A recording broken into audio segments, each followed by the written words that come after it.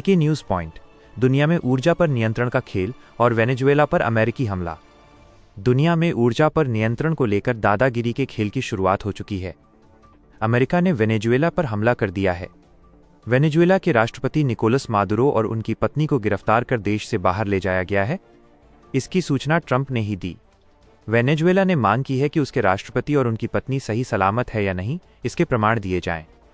हमले को देखते हुए मादुरो ने वेनेजुएला में इमरजेंसी की घोषणा की थी। राजधानी कराकस में कई धमाकों की आवाज़ सुनी गई। भारी बमबारी हो रही है। राजधानी के अलावा दूसरे शहरों के आसमान में अमेरिकी वायुसेना के विमान और हेलीकॉप्टर उड़ान भर रहे हैं।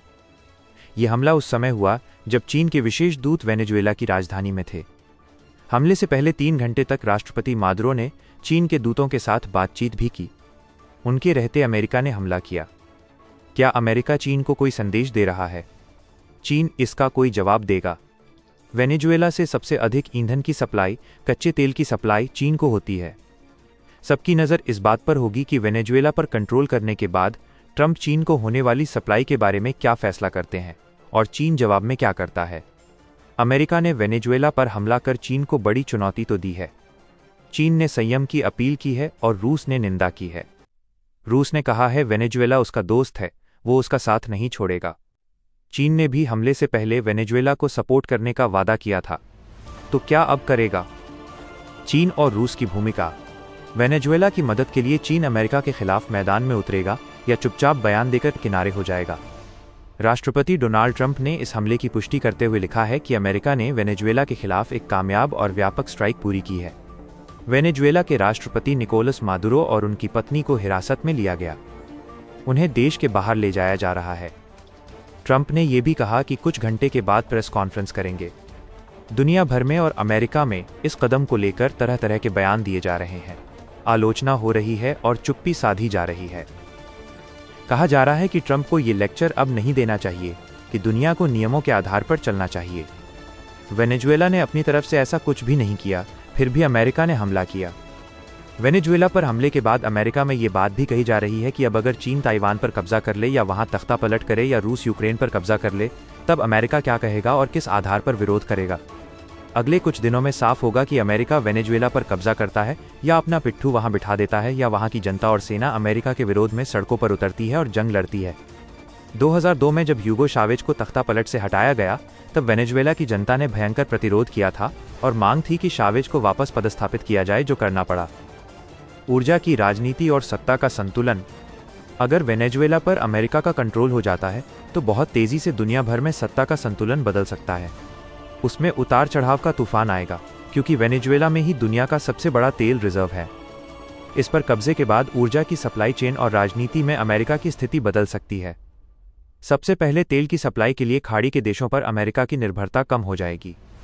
इस बात को ईरान पर होने वाले भावी हमलों से भी जोड़कर देखा जा रहा है कि ट्रंप वेनेजुएला को कंट्रोल कर अमेरिका के लिए ईंधन की सप्लाई सुनिश्चित करेंगे और ईरान को लेकर निर्णायक लड़ाई कर सकते हैं।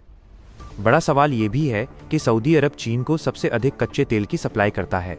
यमन में जो हमला हो रहा है उसे भी इसी से जोड़कर देखा जा रहा है। वेनेजुएला से भी चीन में सप्लाई होती है। ट्रंप चाहते थे कि वेनेजुएला ये सप्लाई रोक दे। क्या ट्रंप खुद वेनेजुएला से चीन की सप्लाई बंद कर देंगे? तब चीन क्या करेगा? चीन भले ही ट्रंप के बहकावे में नहीं आता और न कभी अमेरिका से लड़ने की चुनौती को स्वीकार करता है, मगर पीछे भी नहीं हटता। लोकतंत्र या संसाधनों पर वर्चस्व। साफ है कि अमेरिका ये सब लोकतंत्र की स्थापना के नाम पर कर रहा है, मगर सच्चाई क्या है? आप जानते हैं, वह ऊर्जा संसाधनों पर अपना वर्चस्व कायम करना चाहता है। इसलिए देखने की बात होगी कि ईरान की तरह क्या वेनेजुएला अमेरिका का विरोध कर पाएगा। अगर वहां जंग हुई, प्रतिरोध हुआ, तो अमेरिका लंबे समय के लिए वेनेजुएला में फंस भी सकता है। खुद को शांति का प्रेसिडेंट कहने वाले ट्रंप ने अपने ही पड़ोसी देश पर हमला किया है। उन्होंने अपने रक्षा मंत्रालय का नाम बदलकर युद्ध मंत्रालय कर दिया।